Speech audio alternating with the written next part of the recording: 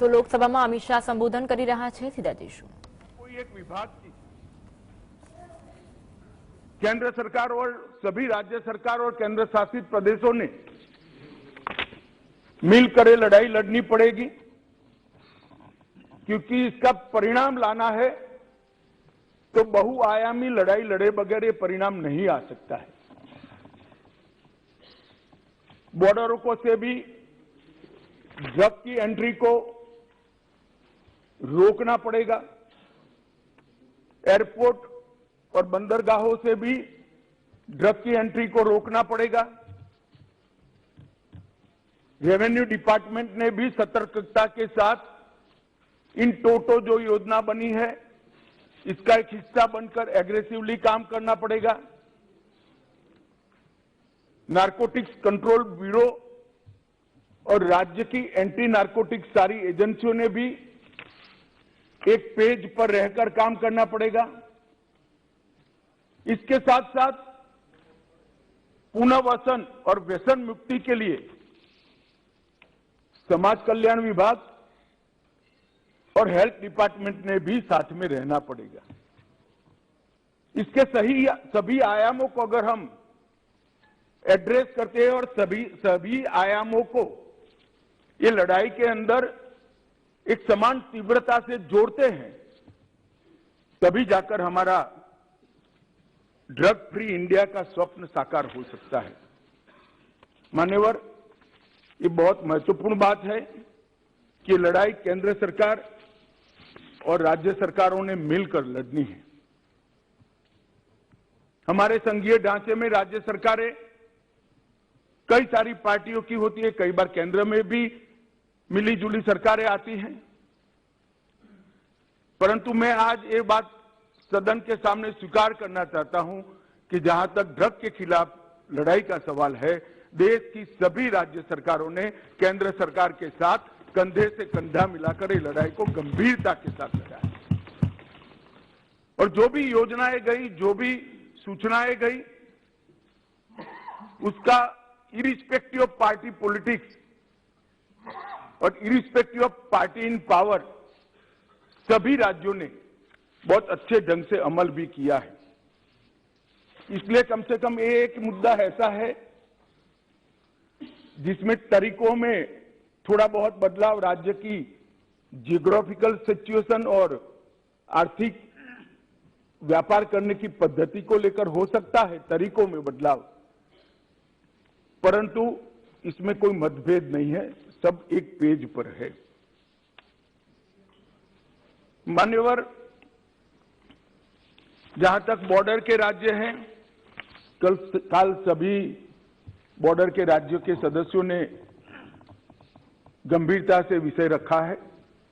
मैं स्पष्ट कर देना चाहता हूं कि बॉर्डर से ट्रेड का सवाल है, पाकिस्तान के साथ अभी कोई ट्रेड हमारा बॉर्डर से नहीं होता है, इससे ड्रग आने का सवाल नहीं है, परंतु इससे हमारी दिक्कतें समाप्त नहीं होती।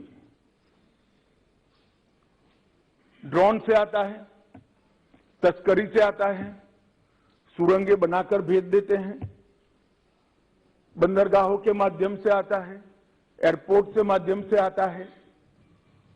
तो व्यापार बंद करने से इस समस्या का समाधान नहीं आया है।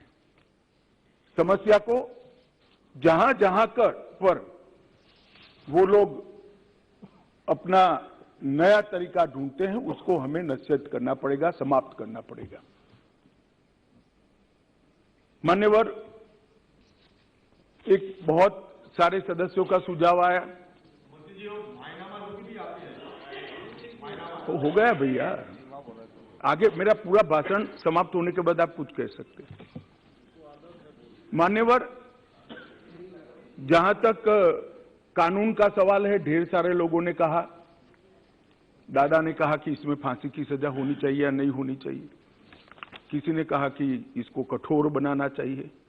मैं भारत सरकार की नीति बहुत स्पष्टता से इस सदन के माध्यम से देश की जनता के सामने रखना चाहता हूं। जो दादा आपको भाषण करना है तो मैं बैठ जाता हूं, 10 मिनट बोलिए। इतने सीनियर सांसद होकर बीच में टोका टोकी करना ना आपकी उम्र के लिए अच्छा है, ना आपकी सीनियोरिटी के लिए अच्छा है। मैं बैठ जाता हूं, आप भाषण करिए 10 मिनट। प्लीज, माननीय गृह मंत्री जी, माननीय गृह मंत्री जी। हर बार नहीं करनी चाहिए, विषय की गंभीरता को समझना चाहिए, तो बोले नहीं होते। क्रोधित नहीं होता हूं भैया, समझाता हूं। कई बार समझाना पड़ता है बड़ों को भी। मान्यवर, जहां तक कानून का सवाल है, मैं इस सरकार की नीति को बहुत स्पष्ट करना चाहता हूं। जो ड्रग का सेवन करते हैं वो विक्टिम है, उनके प्रति सहानुभूति का रवैया होना चाहिए और पुनर्वसन की तैयारी और पुनर्वसन की कानूनी प्रावधान होनी चाहिए। परंतु जो ड्रग का व्यापार करते हैं, इसकी तस्करी करते हैं, इसको नीचे तक पहुंचाते हैं, वो चाहे छोटा हो या बड़ा, इसको छोड़ना नहीं चाहिए, उसको कानून के शिकंजे के अंदर डालना चाहिए। ये भेद अगर हम नहीं करते हैं तो कभी कभार हम विक्टिम के साथ ही दुर्व्यवहार करेंगे। जो बच्चा इसमें फंस गया है, जो युवा फंस गया है, उसको वापिस आने के लिए और समाज इसको फिर से स्वीकार ले, इस प्रकार का सामाजिक माहौल बनाने की भी हम सभी सदस्यों की जिम्मेदारी है। माननीय सरकार की तो है ही, जैसे पाटिल साहब ने कहा, व्यसन मुक्ति केंद्रों से लेकर इनके रिहेबिलिटेशन सेंटर से लेकर सारी चीजें बहुत बनाई गई, मैं बताऊंगा आगे। परंतु एक सामाजिक वातावरण भी हमने तैयार करना पड़ेगा कि जिसने ड्रग ले लिया वो खराब है, ऐसा नहीं। इसको फिर से समाज के अंदर पुनः प्रस्तापित सम्मान के साथ करने के लिए, एक सामाजिक माहौल बनाने के लिए भी सभी सांसदों ने साथ में मिलकर प्रयास करना पड़ेगा। मान्यवर, जहां तक ड्रग के कारोबार पर सख्ती का सवाल है, भारत सरकार ने विगत 3 सालों से ढेर सारे व्यवस्थाएं की हैं। सबसे बड़ा बदलाव हमने किया है, जैसे गृह मंत्रियों के सम्मेलन में भी मैंने आग्रह से किया था, इसके बाद सभी गृह मंत्रियों और डीजीपी के साथ वीडियो कॉन्फ्रेंस कर भी मैंने कहा था, किसी भी इन्वेस्टिगेशन को हम आइसोलेशन में नहीं देख सकते हैं। ड्रग की किसी भी जब्ती को हम आइसोलेशन में नहीं देख सकते। एक जगह ड्रग की छोटी सी पुड़िया भी मिलती है तो वो इन्वेस्टिगेशन को, ये ड्रग कहां से आई, वो सरहद तक ले जाना पड़ेगा, तभी जाकर पूरा नेटवर्क ध्वस्त होगा। और अगर किसी बंदरगाह पर, एयरपोर्ट पर ड्रग पकड़ा गया तो वो ड्रग छोटे सी छोटी पान की दुकान पर कैसे जाना था, वो पूरे नेटवर्क का अगर हम जांच करते हैं तभी जाकर इस समस्या का समाधान होगा। मैंने सभी गृह मंत्रियों को यह भी कहा है, उसमें राज्य की भी सीमाएं आती है, कई बार अंतर्राज्य अंतर्देशीय सीमाएं भी आती हैं, अंतर्राज्य की सीमा भी आती हैं, सीमा के पार भी इसका इन्वेस्टिगेशन करना पड़ता है।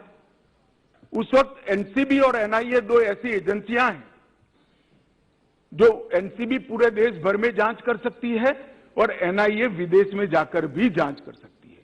इसीलिए जब एनआईए का कानून हम लेकर आए तब उसमें ड्रग के कारोबार को हमने डाल दिया था। और मान्यवर, मैंने सभी राज्यों के मुख्यमंत्रियों को विनती किया था कि अगर आपके राज्य में कोई ऐसा केस है जिसके टॉप टू बॉटम और बॉटम टू टॉप इन्वेस्टिगेशन करते वक्त राज्य की सीमाएं लांघनी पड़ती है, तो आप निसंकोच एनसीबी की मदद ले सकते हैं। एनसीबी हर एक राज्य को मदद करने के लिए तैयार है और कटिबद्ध है। और अगर वो इन्वेस्टिगेशन देश की सरहदों के बाहर जाता है तो आप वो इन्वेस्टिगेशन के लिए एनआईए की भी मदद ले सकते हैं। एनआईए आपकी मदद करने के लिए तत्पर है। और मुझे आनंद है मान्यवर, लगभग 42 इन्वेस्टिगेशन राज्यों ने एनसीबी या एनआईए को दिए हैं और सफलतापूर्वक पूरे नेटवर्क को ध्वस्त करने के लिए आज तीनों एजेंसियां, राज्य की, एनआईए और एनसीबी आगे बढ़ रही है और इसके बहुत अच्छे परिणाम भी हमने मिले हैं। और राज्य के सहयोग से केंद्र का नारकोटिक्स के सामने लड़ने की गति भी दुगनी हुई है और उत्साह भी दुगना हुआ है।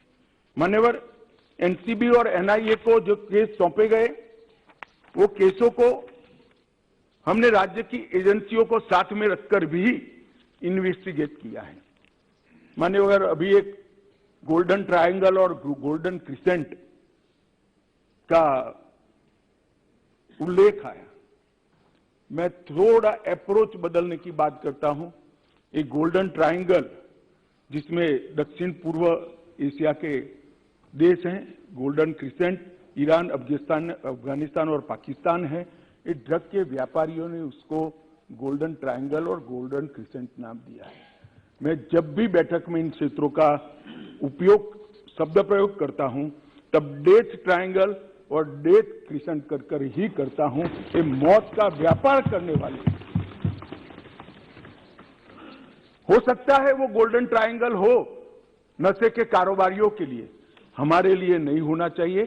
और ये हमारे अप्रोच के अंदर बदलाव समग्र दुनिया के सामने बहुत बड़ा संदेश भेजेगा।